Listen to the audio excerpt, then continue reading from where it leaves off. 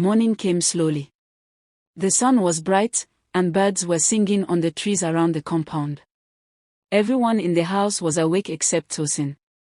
Her mother thought she was still sleeping, so she didn't bother to wake her.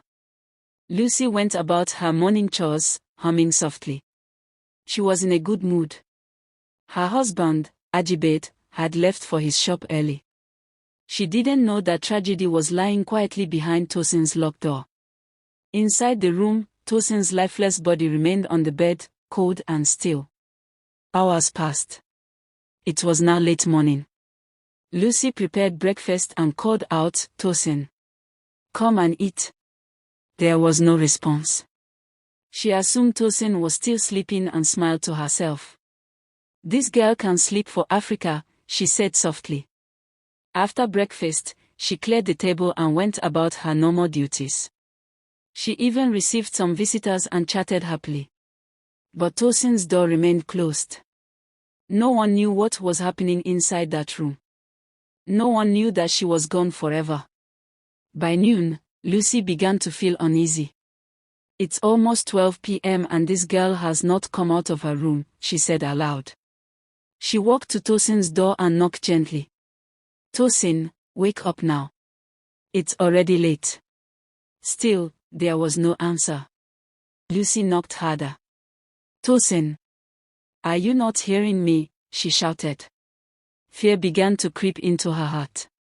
She bent to listen, but there was only silence. Her hands trembled. She started knocking again, louder this time, but there was still no sound from inside. Lucy rushed out to call her husband on phone. "Ajibade, please come quickly. Tosin's room is locked from the inside and she is not answering," she said with a shaky voice. Ajibade dropped what he was doing at the shop and ran into the house. Together, they tried to push the door open, but it didn't budge. Ajibade called some tenants for help. They all gathered and forced the door open. When the door finally gave way, what they saw inside made everyone scream. Tosin was lying still on the bed, covered in dried blood. "Jesus! My daughter!" Lucy shouted as she ran to her. She touched her hand, but it was cold.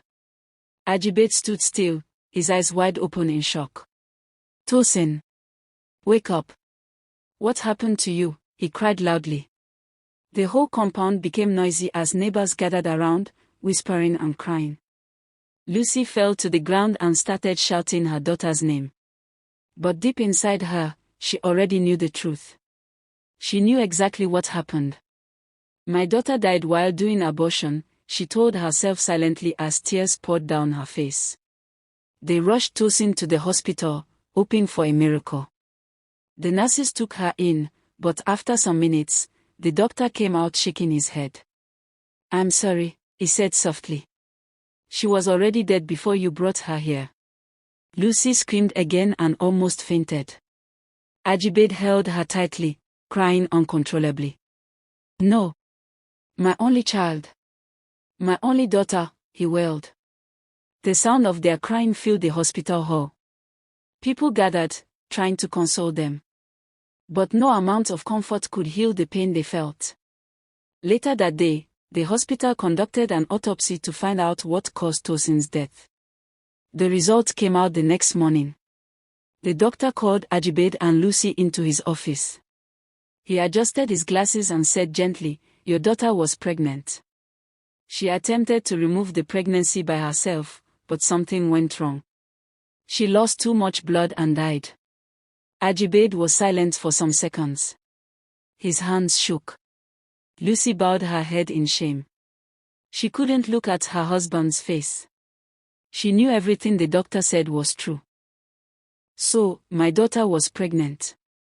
Ajibade asked slowly, his voice breaking. The doctor nodded. "Yes, sir. She was pregnant and must have taken some medication to end it." Ajibade stood up and placed his hands on his head. "So my daughter was pregnant and I never knew," he said in disbelief. Tears rolled down his cheeks as he looked at his wife.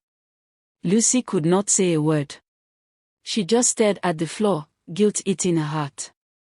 She knew that she was part of the reason Tosin was gone forever. That single question echoed in Lucy's head again and again. So my daughter was pregnant and I never knew. She wished she could tell him the full story, but she was too afraid. She could not tell him that she pushed their daughter to take the medicine. She could not say that she herself was carrying the same man's child. The truth was too heavy. Lucy sat quietly beside her husband, weeping silently as the doctor walked away. Their only daughter was gone forever. To be continued.